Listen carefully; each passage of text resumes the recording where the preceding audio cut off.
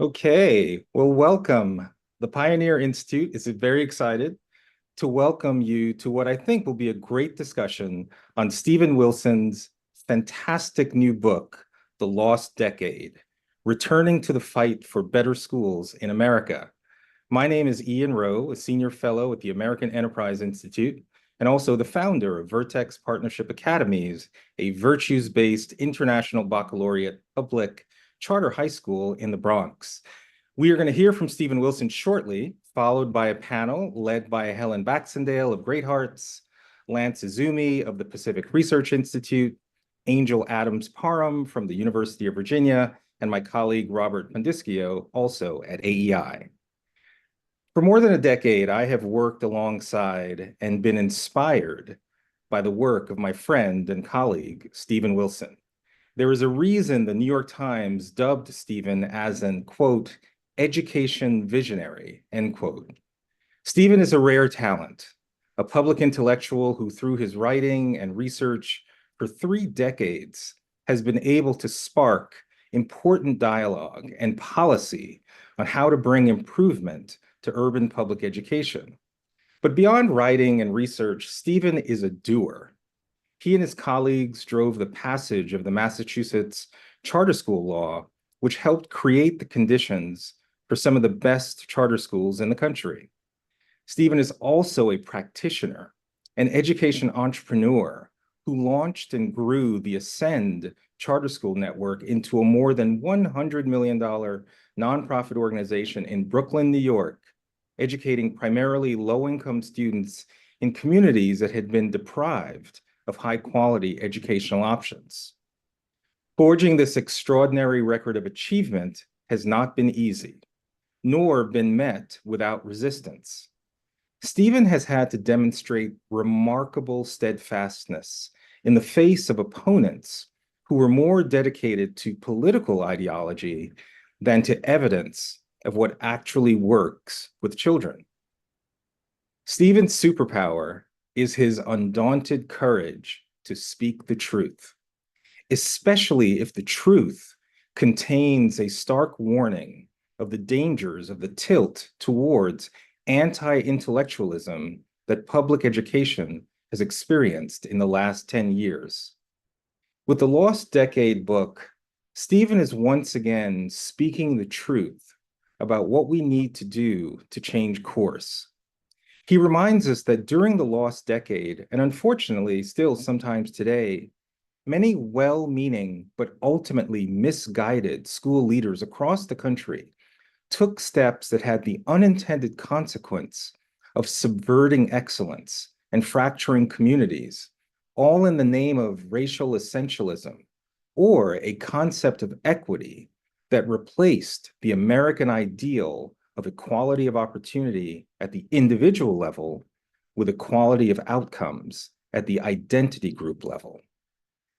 Let me close my introduction by saying that while the main title of the book is The Lost Decade, I find the most important word in the subtitle is the word returning. Stephen's call to action is to return to the fight for better schools in America. It's hard to imagine, but it was not always thus that a social justice agenda dominated the education reform movement. We have not always been fixated on group identity versus academic excellence. We have not always tainted concepts like punctuality or scientific thinking as examples of white supremacist culture. It is time for a return to a reverence for knowledge and achievement and intellectual joy. And with that, I'm honored to introduce Stephen Wilson. Ian, thank you so much for that extraordinarily generous introduction. You've said it all really about the ideas here, and I'm so excited to be with you today and with all of the panelists, extraordinary group of individuals and scholars. And let me share my screen, and we'll jump right into a fairly brief presentation, and then we'll turn it over to the panel.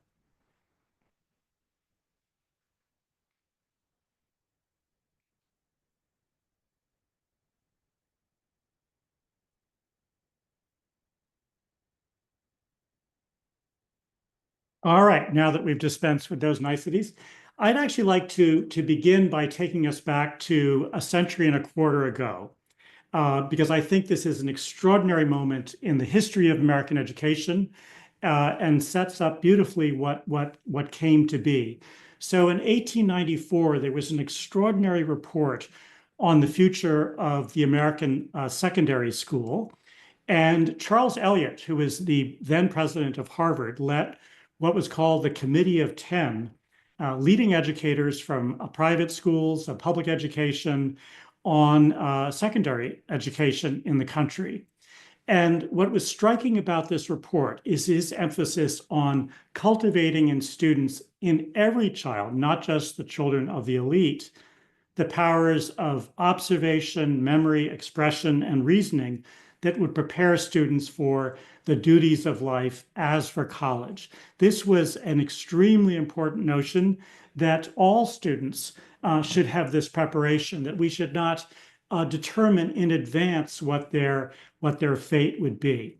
So all children would have a rigorous academic education that would prepare them for college, and every subject that was taught for some would be taught for all, regardless, as he put it, of the probable destination of that pupil.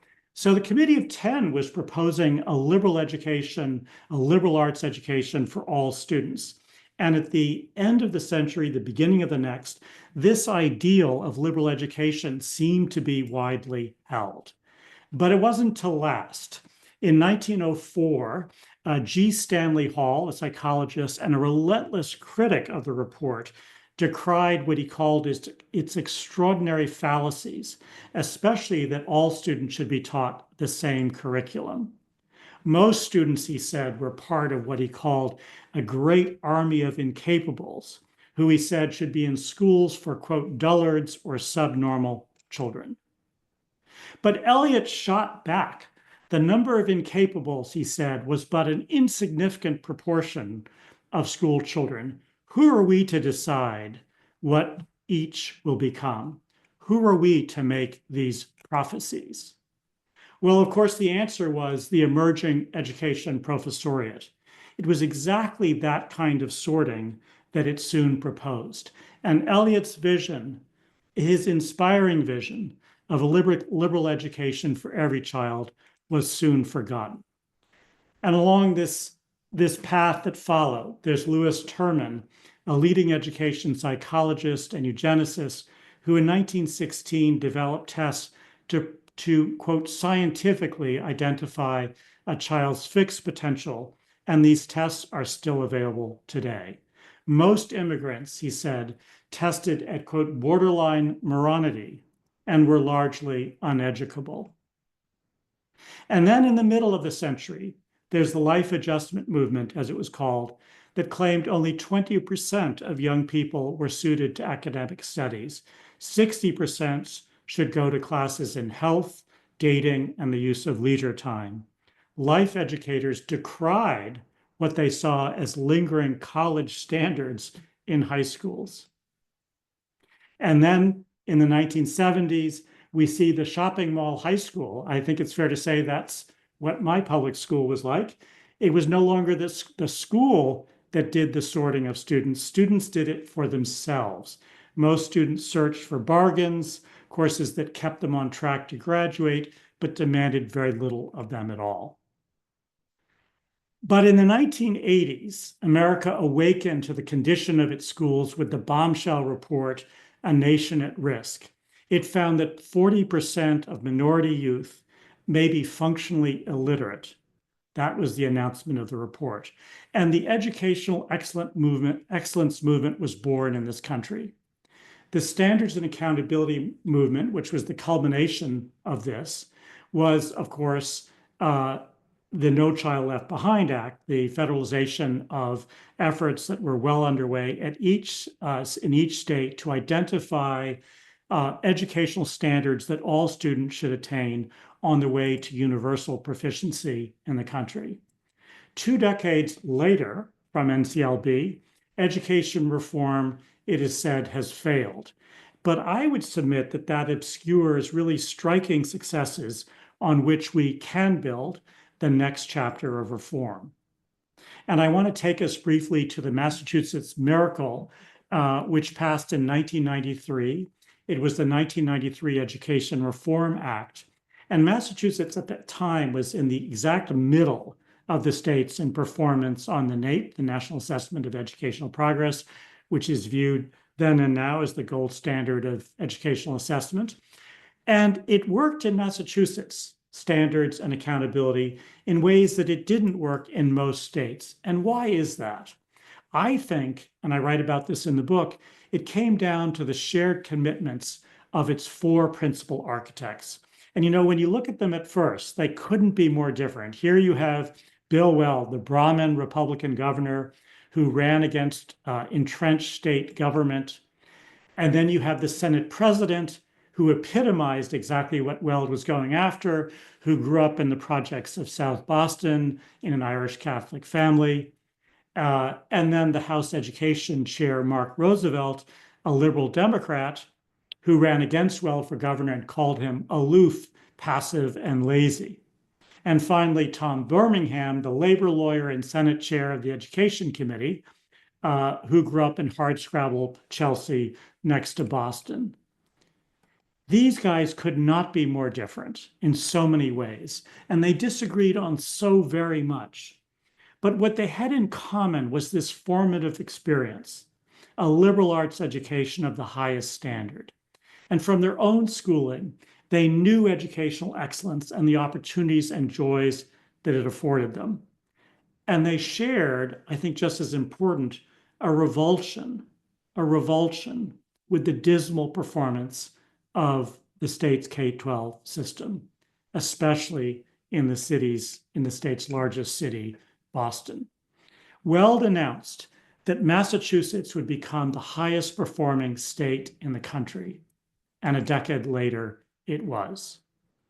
So this is a report from our colleagues at the Fordham Foundation in Washington, and in 2006, it looked at the standards that Massachusetts had prepared. And when many other states, or most other states, had adopted vapid, contentless, low expectation standards, completely unexciting, unintriguing for kids, Massachusetts did something very different under the direction of the indomitable Sandra Stotsky, a real hero, a neglected hero in the history of American education. And the standards that she and her colleagues drafted won a review of A across the board. And just to give you an idea of what these were like, here are some standards from Sandra in a particular grade for middle school. And you can see what these are like if you take a look at them briefly on screen. These are standards for the unit on myths, traditional narratives, and classical literature. And you can see that they just bristle with intellectual joy. Who would not want to create their own hero's tale with required tasks, the interventions of gods, mythical monsters, and special clothing? So that's what a vibrant liberal arts education with high standards can look like. And in the first two annual administrations of the 10th grade exams, for which a high school diploma was now tied, more than half of the students failed. And that was very scary for the leaders in Massachusetts, but they stayed the course. It was incredible courage. And the remarkable thing, or maybe it's not remarkable, is that students across the state rose to the occasion, and failure rates plummeted from about 50% before the exam started counting to less than 5%. It was a triumph, but the achievement gaps of race and income, while greatly reduced, remained in the state because urban schools, and I think this is much misunderstood, have an entirely different charge than suburban schools. They have to lift students out of poverty, and to do that, their educational effects, to use the jargon, have to be so much greater than those of suburban schools. So put more simply, they can't just be as good, they have to be so much better. So Weld and Balter knew that it was vital to build new schools outside of urban systems and free from their debilitating constraints and cultures if they were to make progress in the cities. Al Shanker, the president of the American Federation of Teachers, titled his weekly column that ran in the New York Times. I remember this very well from childhood. It was right next to the op-eds and the editorials each week, one Sunday in 1998.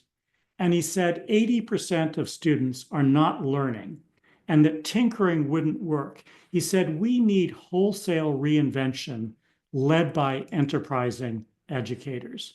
And this is intriguing. He didn't think anything would happen quickly. We should not expect quick results, he cautioned. It might require, quote, a few decades of experimentation and failed models. The schools that did work recognized that if we really respected students and we believed in them, safety and order came first. This is a photo from a Brooklyn classroom in 1990 from a wonderful book called Shut Up and Let the Lady Teach. It's a memoir of an education reporter in New York City who went into a school and taught for a year. So here you have it. Sometimes a photo says far more than words ever can. So gangs and crime and violence were constant threats in urban schools then. But the greatest threats was none of that at all. It was the low-level offenses, beepers going off, desks turned over, singing, rude remarks to teachers, marijuana in the bathroom. Those were the things that truly were the obstacle to creating great classrooms where students could thrive. And the schools that ended up succeeding, the charters that ended up succeeding that have come to be known as No Excuses, a very imperfect name, more on that in a minute, recognized that and made creating that order the very first and most important step. So the term is misunderstood because it doesn't refer to, as you might expect, that we're not going to make excuses for students. Of course we are. We're going to be compassionate. We're going to be real. They are kids. But among adults, we're not going to make excuses. We as teachers in the building, principals and leaders are going to come together and we're going to take on a noble pledge. We're going to say to one another that we're going to stop making excuses for why students aren't learning. We're not going to blame families. We're not going to blame not having enough money. We're not going to blame racism. We're not going to blame poverty. All of those things are real. But within these four walls, they said, we have everything we need to succeed with every child. That's an amazingly bracing and inspiring proposition. And they pledged to do whatever it took to succeed with every child. There was no silver bullet. You had to attend to so much. We called them the 101% solutions. You had to have a carefully crafted schedule. You had to have a month of preparation of your teachers before the school launched in September. You had to have effective routines and procedures for getting students to class, so many different things. But if you did, and you worked systematically on each of these things, you'd end up with a gap-closing school. Brookings called the educational effects of Boston's charter sector some of the largest educational effects ever seen. The Center for Research on Educational Outcomes, Mackie Raymond's outfit at Stanford, released in 2023 its third national study of charters, the authoritative study of charters in the country, 1.8 million students under study, and found that in New York City, CMO or charter management organizations, these are nonprofit networks of schools, generated the equivalent of 124 additional days of learning in math and 110 days in reading each year compared to the student on average in the New York City schools. That's astounding. That's the kind of accelerated learning that you need if you're actually going to create equity, if you're actually going to create economic and educational opportunity. And the real surprise, as they wrote, is it's not just happening in isolated places. There were now thousands of these schools across the country that were successfully closing racial and economic gaps. The model was being brought to scale. It listed pages and pages of networks that were just killing it. And together, these charters were creating about 50,000 new seats a year, which is the equivalent of opening a district the size of Boston or San Francisco every year. Now, look, they were far from perfect. They were very important problems that needed to be addressed. And one of the most challenging was that asking teachers to embody this place of warmth and kindness and love and strictness was hard for many teachers. And when they failed, they were acting from power and not purpose, and they harmed their schools. That was perhaps the single greatest challenge, but these schools were making a lot of success in tackling these issues. But then came a new generation of teachers coming out of elite colleges and universities with commitments and values far different from those of a decade ago, far different from the Teach for America era when in 2008 TFA was the most popular destination after college in elite schools.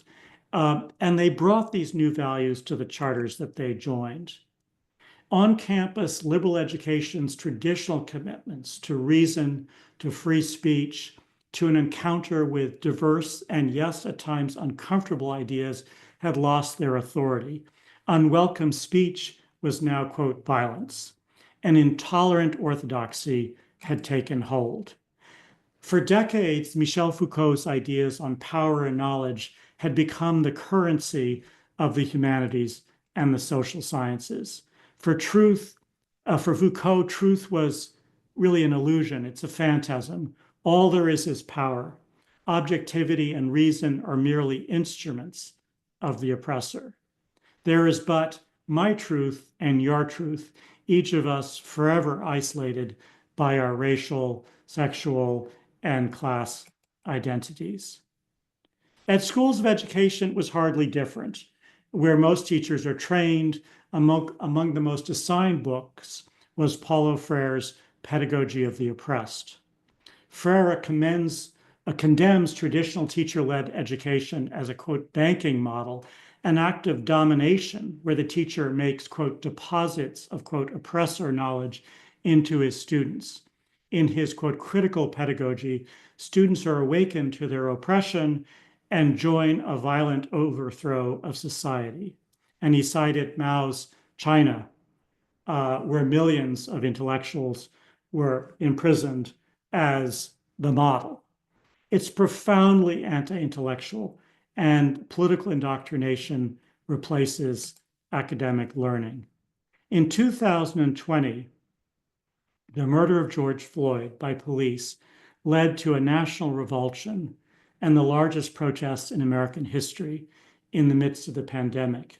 And that racial reckoning that followed could have spurred on a transformation of urban schooling. It could have accelerated what we just saw with all of its abundant promise. It could have truly driven educational equity. But in the drive for social justice, that's not what happened. Instead of placing before students only tasks that were elevated and rigorous and worthy of them, which would have been a triumph, we turned away from academics as the North Star. We turned away from ensuring that in every classroom, children would have an experience of learning something, of feeling successful at something. And an array of new conceptions rooted in critical theory, trauma-informed pedagogy, a culture of student fragility, and racial essentialism, as Ian mentioned, overtook the K-12 sector. In schools and districts, such trainings offered a radical critique of schools and society that emphasized racial harm and healing, and enjoined teachers and students to become allies in the fight for social justice. But students, inundated by messages of their oppression and incapacity, grew listless and alienated. Discipline unraveled. The focus on teaching excellence was lost. The faculty room turned rancorous, and test scores nosedived. Particular thinkers, especially Robin DiAngelo and Ibram Kendi, already widely read on college campuses, gained a vastly larger audience as employers and institutions everywhere declared themselves anti-racist, and deepen their commitment to programs of diversity, equity, and inclusion.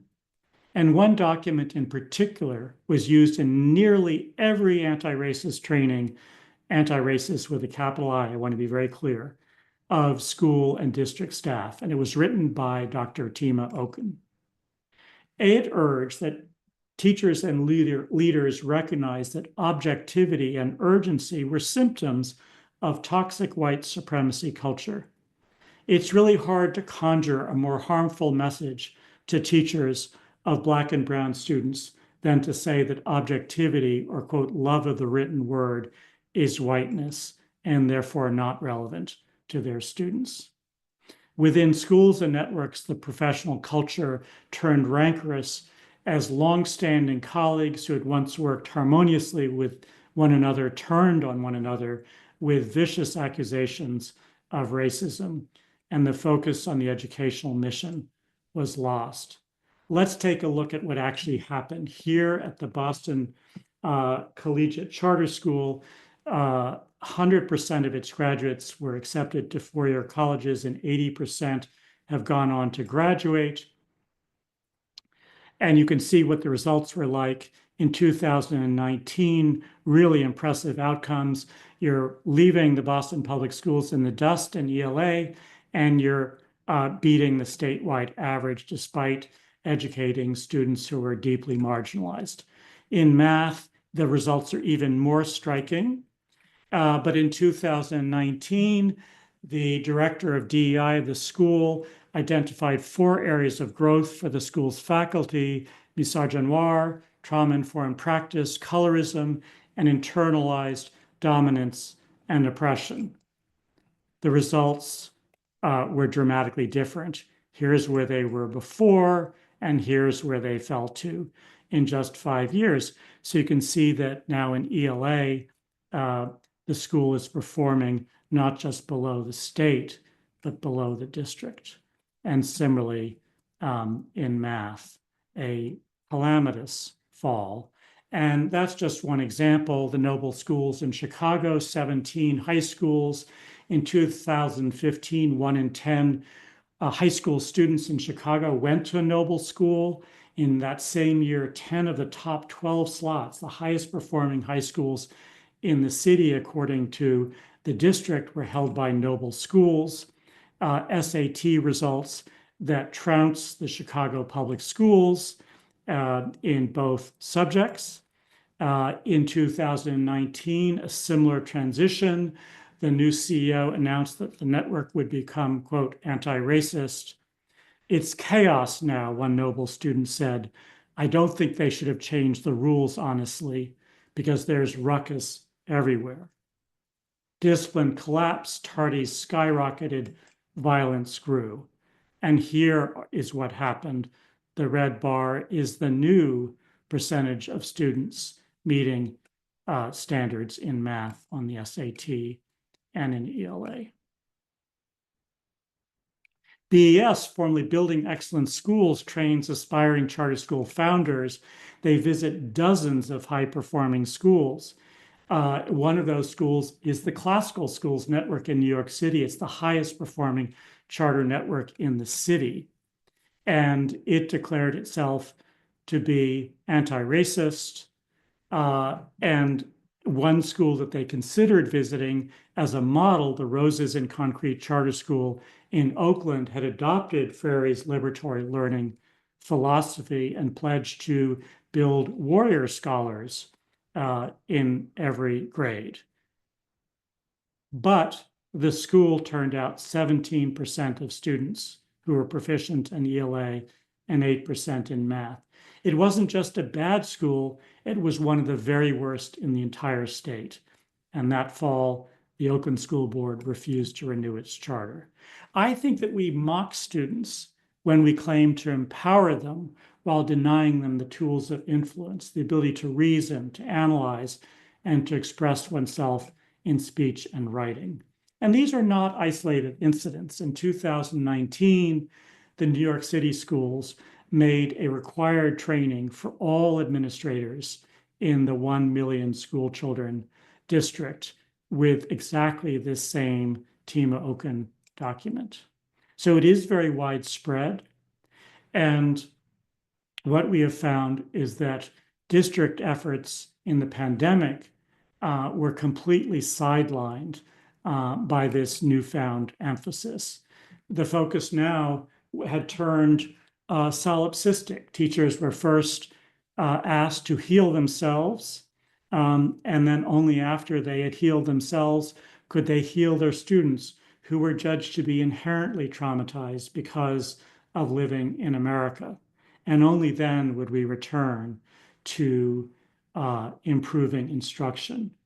The savage disparities of race and class worsened, and students' prospects on graduation diminished. So in anti-racist schooling, the no excuses pledge is revoked. Racism remains pervasive and virulent, but we can't wait to fix our schools. We have to act now. And you can see how this plays out today. In 1848, Horace Mann, the first Secretary of Education in Massachusetts, said that education is the great equalizer of the conditions of men. But the Massachusetts Teachers Association president, Marie Najami, says that the scores on the state exam in Massachusetts mostly measure the impact of structural racism. So I think of this as a kind of abdication.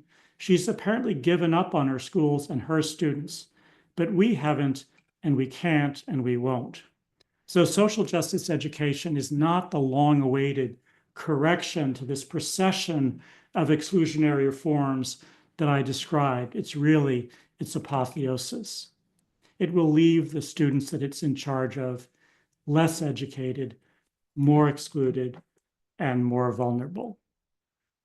But we have to act against this. You can see the contradictions on the slide between the two. They're not reconcilable. We can't just kind of squish them together. They have profoundly different commitments. And perhaps the most important is the North Star of instruction. This is really what matters, making sure that every child has great teaching every day.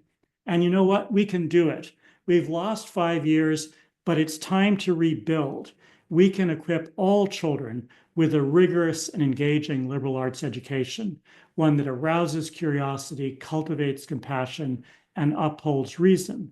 We can return to creating a new generation of schools that lifts achievement for all kids and builds a more equitable and just society.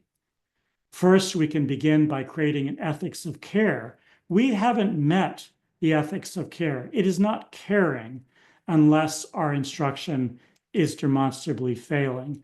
We can double down on the most promising reform in a century, which is urban schools. We can venerate knowledge. We can say to kids that their inheritance is the achievements of humankind across all cultures. That belongs to them. And we can celebrate and build knowledge, not disdain it. We can work to tap into the biggest driver of learning, which is student curiosity. Once sparked, it drives an intrinsic and sustained desire in children to learn and know more. And we can build optimists, not pessimists. We can equip students with the skills, agency, and optimism to know that they can contribute to solving the immense problems that their generation will inherit. And lastly, let's keep in mind that this comes about because of firebrands. The people who build these schools, these networks like Eva Moscovich in New York City, are people who bring what Linda Brown of BES once described as furious energy and famous impatience. We need a new generation of those firebrands. They'll get to work and they will be formidable. Thank you very much.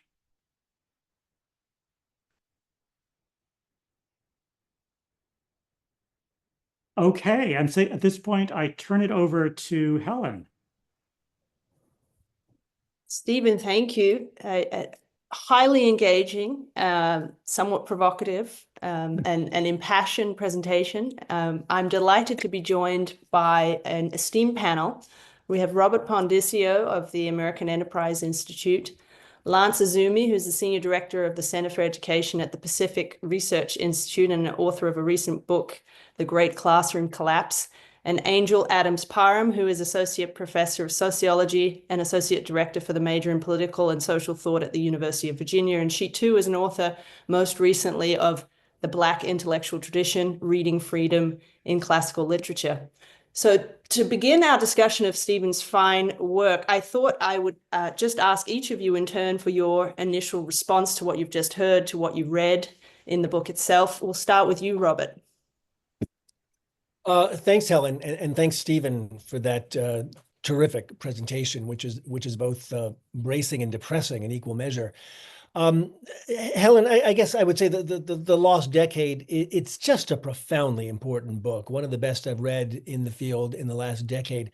I'm just so impressed with the clarity and moral courage that Stephen brings to the story. You just saw it on display. The book is a requiem. I think of it as a moment for when the so-called No Excuses charter school movement was delivering on its promise, the promise of the education reform movement. It was working. It lifted low-income Black and brown kids out of poverty. It closed achievement gaps. It set them on the path to college and beyond. I don't believe that Stephen is a trained historian. He'll correct me if I'm wrong about that, but it is a bracing history. He captures that high watermark with the historian's eye, as it were. And also, yes, no small amount of heartache. It is just painful to see how we lost our nerve, how we let social justice critiques dismantle a system or a way of thinking about education that was demonstrably working for the most vulnerable kids. And I say that as somebody who taught in the South Bronx in a district public school, and then a few years after that at a so-called No Excuses charter school. So I completely agree with Stephen's theme and thesis that we abandoned something effective, not perfect, but effective, because we convinced ourselves that it was unjust. The timing of this book could not be better. A case could be made, I've made it, that the one clear, unambiguous victory of the education reform movement of the last 25 years was exactly these schools, these networks of so-called No Excuses charter schools.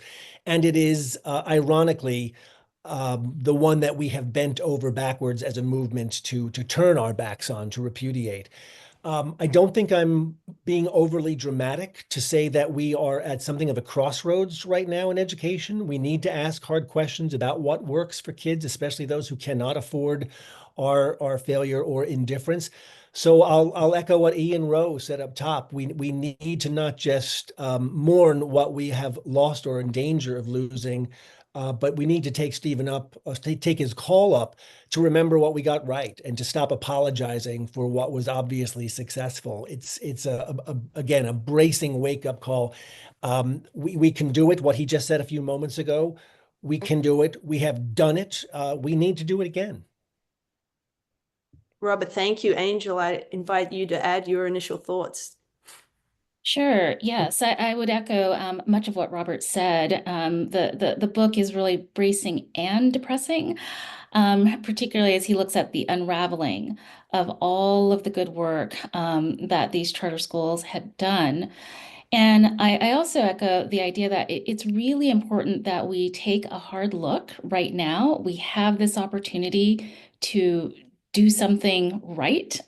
And I think his book really shows us that we know what we need to do. We know the value of a classical liberal arts education. And it's up to us to really bring that to bear. And so some of the things that he emphasizes that I think are really important in terms of the classical liberal arts are great texts. You know, he talked about in the Massachusetts curricular reform, myth, traditional narrative, classical literature. So the importance of putting great texts before students, contemplating big questions, foundational academic skills like phonics, cursive, smart memorization, you know, those kinds of things that had for too long gone out of fashion. We just have to be really bold that this really is what students need. And now that said, I would also say that, we have to address why is it that it's been so hard for this to happen? And we know that we're just coming out of this time of some extremes of DEI and extremes of, a certain way of thinking about anti-racism, which has led to this great unraveling. And so as I look at it, we still have a lot of work to do. And I think a lot of that work is to make the case for a classical liberal arts education to a very diverse community, very diverse national community. And I really wouldn't underestimate the difficulty of that. I have seen it myself working in classical education. I know what is great. I know educators who know what is great. But at the same time, there's pushback. And there's a great deal of pushback because there's a sense that these texts are not for everyone still. And so I think until we can frame this in a way that is compelling, we're going to have a really hard time attracting people to it. Angel, thank you. You've anticipated a little bit one of the questions I was going to ask you in a moment. So we may pick up the thread of the end of your answer there in just a bit, but I'd like to invite Lance for his initial take. Thanks, Helen, very much. And I'd echo what Angel and Robert said. I think that The Lost Decade is an enormously important book, especially for the time period in which we're living in. Huge turmoil going on in the schools, and people wondering why are things so bad right now, and wanting to know where did it all come from. And I think that Stephen provides an incredibly readable path to understanding where we were, where we are now, and what's the possibility of going forward. I think for me, one of the most important things that he outlined in his book was the real toxicity of the social justice, anti-racism education that has become so prevalent throughout America, not just in the charter schools that he mentioned, but all throughout K-12 education. And what's interesting to me is not just how toxic this is, this education is, but also to how quickly this infection spread through the charter schools that had been so high performing, as Stephen showed in the graphs that he put on screen, but also too then how fast the performance of these no excuses charter schools collapsed. It almost seemed that it collapsed overnight, and it just underscores the importance of how you teach is directly correlated and causes the performance of kids either to rise or to fall.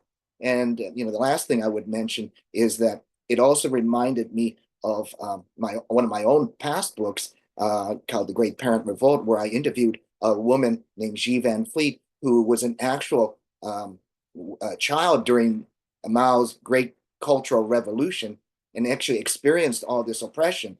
And she said that the oppression started in the schools, and that that she witnessed a incident where a group of students, young Red Guards, actually spit upon and beat a teacher because she had a Western hairstyle.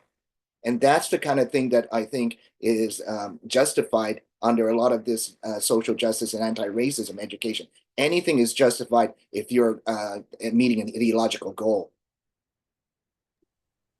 Thank you, Lance. We're going to invite Ian Rowe back in here to add some further thoughts. Ian, you run a network of classical liberal arts charter schools, Vertex Academies. Why do you think so many erstwhile no excuses charter schools abandoned the academic rigor and the behavioral expectations that were delivering such extraordinary results? And how do you think Stephen's book will be received by the broader contemporary charter movement?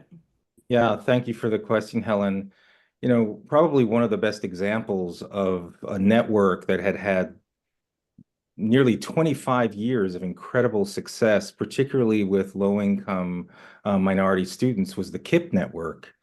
And in the midst of the Black Lives Matter movement, post-George Floyd, it seems that an overcorrection happened, particularly for white leaders of charter school networks to suddenly become apologetic for all of the achievements that they had over the last 20, 25 years. So in the case of KIPP, as many listeners probably know, they had a tagline, which was work hard, be nice.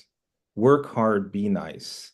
In those four succinct words, students and faculty got the message that your effort matters and your character matters. This idea that your decisions, not your conditions, define your future. But the leadership of KIPP at the time said they had to do a sudden about face, and they had to retire those words because, quote, working hard and being nice is not going to dismantle systemic racism. It suggests being compliant and submissive. And this is the most damaging. It supports the illusion of meritocracy, end quote. I think one of the things that the work that Stephen's doing is he is exhorting us to recognize that's the kind of rhetoric that actually hurts the very students that it's purported to help. And I think the leadership, they felt they needed to overcompensate. There's almost sort of a guilt that they felt they needed to express, that somehow, even though they were actually the best examples of what you can do when you empower young people to become agents of their own uplift, suddenly they felt they had to apologize for it. Thanks, Ian. Angel, let's pick up the thread of your earlier remarks. You've written extensively about how Black voices have drawn from and indeed contributed mightily to the great conversation and advanced the view that the classical liberal arts tradition is actually, it's in fact universal, it's for everyone. And Stephen's book shows what can happen when well-intentioned notions like culturally responsive pedagogy get taken to extremes, and they give rise to racial essentialism and diminished expectations for students of color. So I wondered if you could reflect on why, as a nation, we have found it so hard to advance curricular standards founded on the notion that all children deserve to be acquainted with the best that's been thought and written. Yes, it's a very good question. So Stephen does go over this in the early part of the book when he talks about the rise of the progressive movement in education and, a kind of anti-intellectualism and a sense that a classical liberal arts education is elitist. So you start to get this massive change then. But what's very interesting is that at the turn of the century, so the 1870s, 1880s, into the 1890s, leading Black intellectuals were working very, very hard to get a classical liberal arts education for Black children who had been recently emancipated. Key among these would be W.E.B. Du Bois and Anna Julia Cooper. They worked very hard. In fact, Stephen cites part of Du Bois's discussion of this. I sit with Shakespeare and he winces not is one of his famous quotes. And ironically, after working so hard for that kind of classical liberal arts education for Black students, and then having many in the white majority say, actually, you all don't need that kind of education or you're not good enough for it, then we fast forward decades later to have Black educators actually saying, oh, no, this is not for you. This is going to be harmful.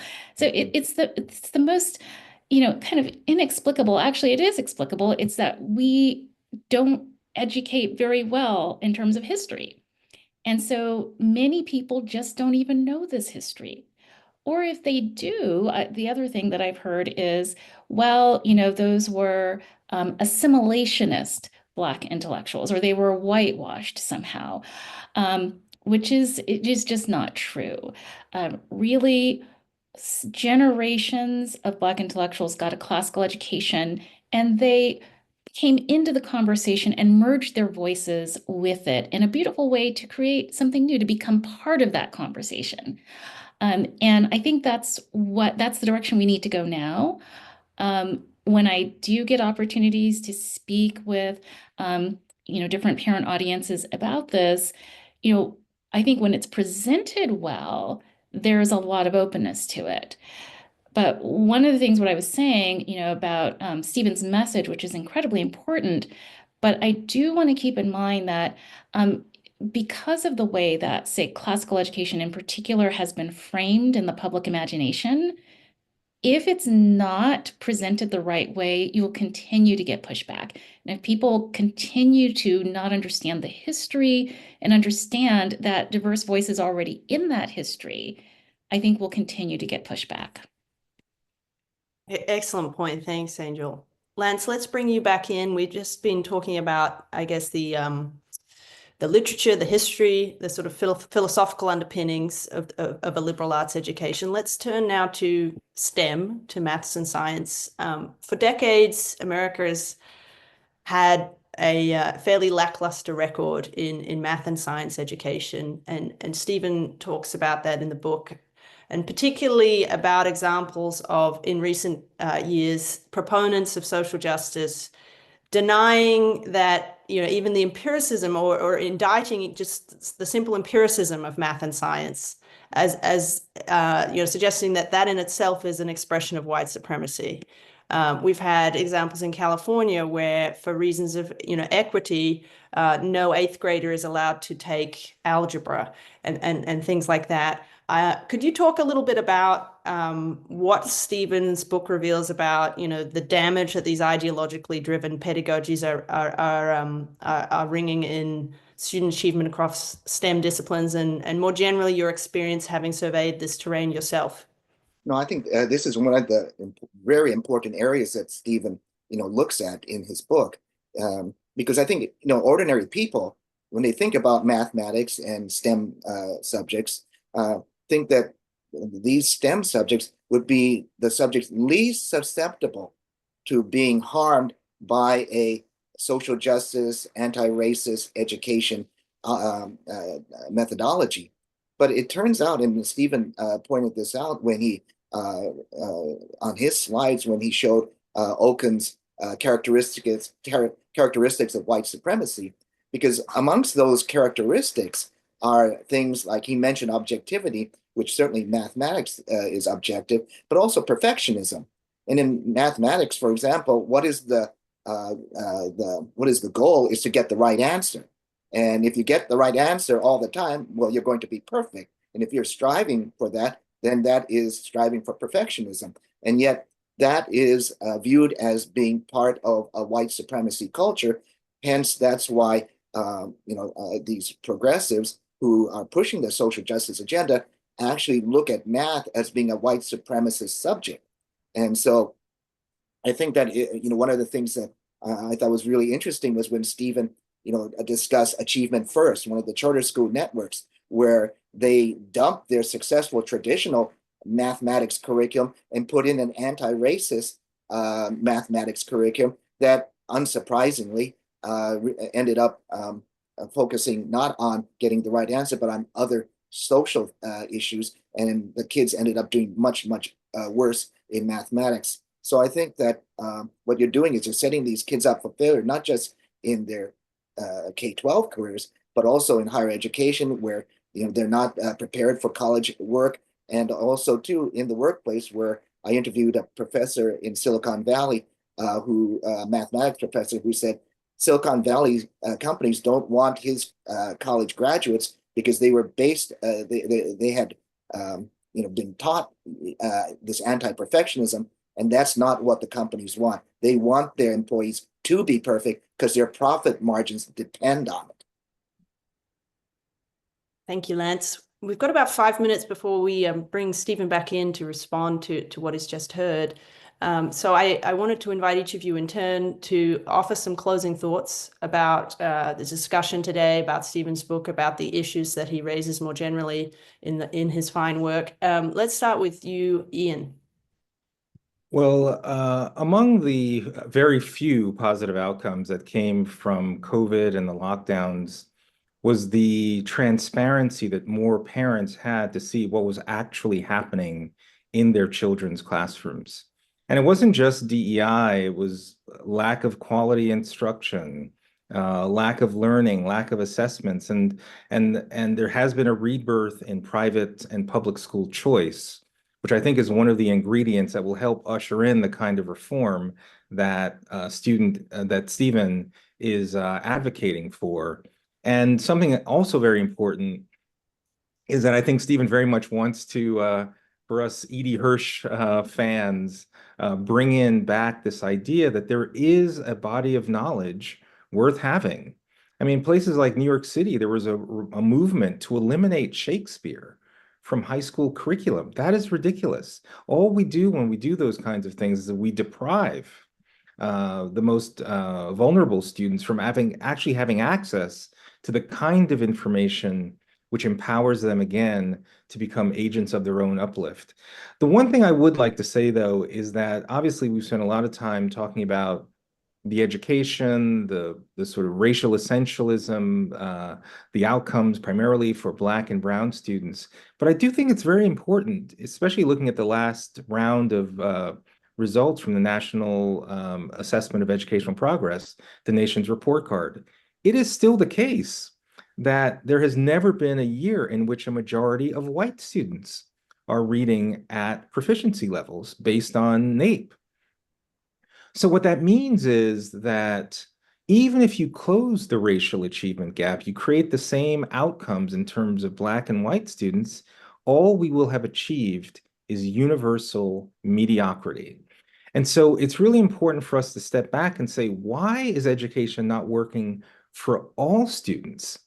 And that might actually, in a weird way, create an opening that perhaps the interventions, it's not that they should be race-based or their essentialism based on identity, but it has to do with the kinds of things that Stephen is really talking about.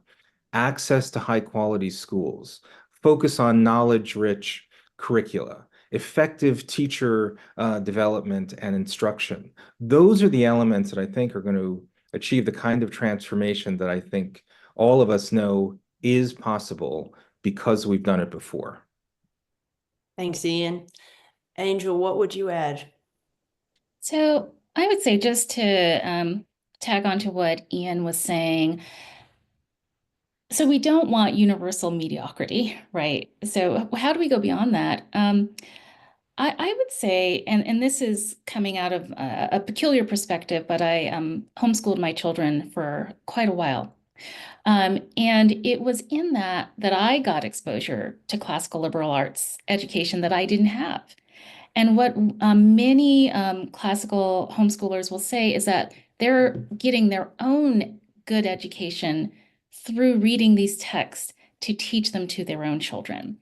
Now, of course, I don't expect, the vast majority of kids will be going to regular charter or public schools. However, I do think this idea that so many of us have been deprived, so many of us don't even recognize what an excellent education is. And so there's a sense in which there needs to be a kind of kindling of the spirit, with parents, with teachers.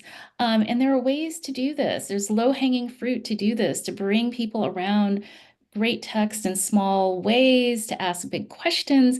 And I guarantee it really enlivens the spirit and transforms and just builds a fire to want more of that for yourself and your children. And so I think it has to be more than just about, okay, the kids need to get X, Y, Z. Of course, they need to get high quality, but there's got to be a fire in the bellies of teachers and parents to just really kind of want this for themselves and their children.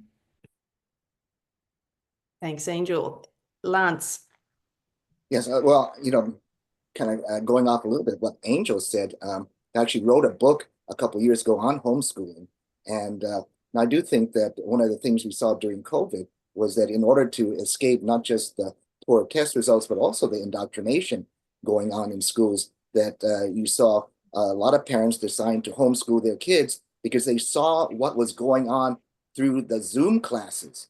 And they, for the first time, they understood exactly what anti-racist education, social justice education was all about, and they didn't like it. And it wasn't just in white communities, it was in minority communities as well. And you saw the numbers and proportions of Black and Hispanic parents who were homeschooling their kids shoot up much more so than the average, nationwide in homeschooling. And many of them have decided to continue that. And so I think that, in order to, while I admire the recommendations that Stephen has made as to what to do about things, I do think that we're going to have to look at out-of-the-box solutions, whether it's homeschooling or education savings accounts, which 17 states have passed since the pandemic. And I think that those are the things that are going to allow parents to choose the type of education that meets the needs of their kids and that avoids this type of political indoctrination that's destroying their kids and the education systems. Thank you, Lance. Stephen, thanks for rejoining us. I will invite you to respond to anything you'd like to from the foregoing discussion. But before doing that, I had one question for you specifically. Your book concludes with a rousing call to action and a hope that we might soon return to the halcyon days of the no excuses urban charter school. But I'm wondering how that's going to happen. You document rather meticulously, the degradation of a lot of the talent pipelines that fed the first wave of these extraordinary charters. So where are we going to find the talent to reprise the charter movement of the 90s and 2000s? The elite colleges, as you detail in one of your chapters, have sort of been captured. They're now, oftentimes progressive madrasas. The education schools are afflicted with a lot of these same bad ideas. And many of the erstwhile organizations that used to identify these, relentless and extraordinary school leaders like, Ava Moskovitz, Lester Long, and so on, building excellent schools is the example you cite. They've collapsed under the weight of this sort of muddled social justice thinking as well. So where are the green shoots? What should we be looking at? What sorts of initiatives or organizations or ideas should we be rallying around to help expedite the return of the gap-busting urban school? A great question, Helen. I don't think it'll be easy, and it's precisely what we should be asking. But I will say that this problem of the majority education system being at odds with the reform that needs to happen is not a new one. And so the circumstances may look unpromising today, but if we look at John McWhorter's foreword to the book, he reminds us that these defective ideas have been around for decades. And despite that, we had extraordinary leaders emerge, like the founders of KIPP, Dave Levin and Mike Feinberg, and so many others, who started these new schools despite the overwhelming opposition, both from entrenched education interests, but also the intellectual opposition to what they were proposing. And yet they set forth and prevailed. Admittedly, it's tough now, both because these ideas are out of fashion, but we can also see that the kind of extreme phenomenon that we've been describing on campus is clearly waning, and I think quite rapidly. People are recognizing that it is defective and not bringing us to where we need to be. Not just as several of you mentioned, it's not just in schools, but it's in nonprofits, in corporations. There is a recognition that this effort, this Manichaean view of oppressors and oppressed, and this kind of penitential morality of our all going around and saying that we're white supremacists doesn't really help kids at all. We need to focus on teaching. So I think they will be people who come forward and who announce that they're going to do something different. And I think that will happen quickly. The other obstacle that we have is a broader cultural obstacle in workplace expectations. This model of no excuses schools relied on people who are willing to do whatever it takes to work crazy hours. There's a great romance to that. If for all of us that have been involved in those kinds of projects, you throw yourself at it, it is all consuming. That's also out of fashion. People want to have very restricted job expectations and not feel exploited. So you've got a number of challenges, but I think there is hope. As far as institutions, I do think we need new organizations that emerge that make the case for this. I also think that the largest funders of charter schools have been observing this crisis and recognize that the sector took a wrong turn have probably privately disagreed with this for a long time. Well, now is their moment to come forward and to say, we made a mistake. We were caught up in the moral panic. We felt we had to protect our networks by recognizing these desires and accommodating them. We didn't realize at the time that we would be betraying our values and our mission. So that will be a very important pivot. I hope it happens, because that could make an immense difference. Thank you, Stephen. I'll invite Ian to close us out. Yeah, Stephen, I agree. I hope even the leadership of KIPP that you just mentioned that founded the organization would actually say, you know what, we made a mistake a few years ago, and we're actually going back to this idea of work hard, be nice actually does make sense, and it's not a repudiation of what we believe is necessary.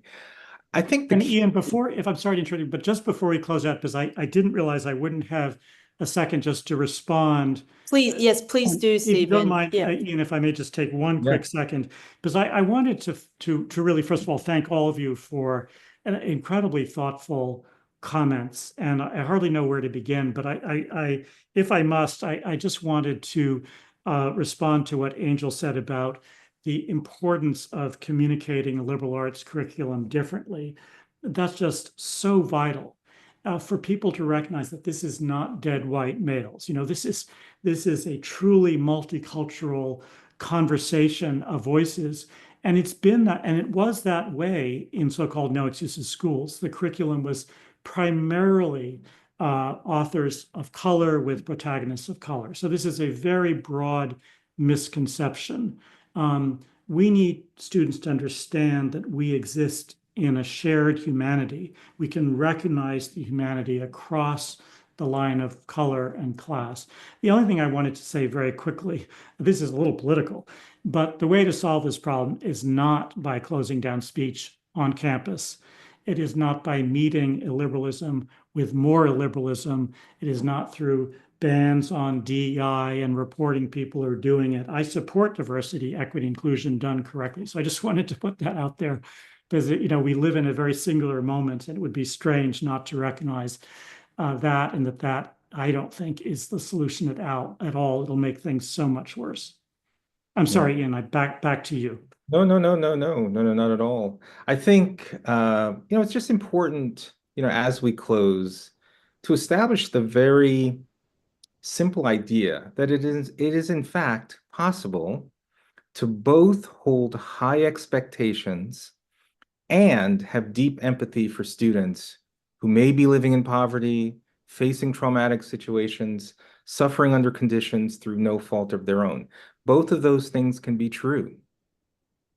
I run schools in low-income communities so that students in these situations can be equipped to defy diminished expectations and not be doubly punished for their disadvantaged circumstances and a compounded condescension by adults who practice the hard bigotry of low expectations. What Stephen is encouraging us to do and to know, we do our kids no favors by robbing them of the opportunity to learn the very skills, the very habits, and the knowledge worth having that are most likely to lift them out of poverty and beat a path to prosperity.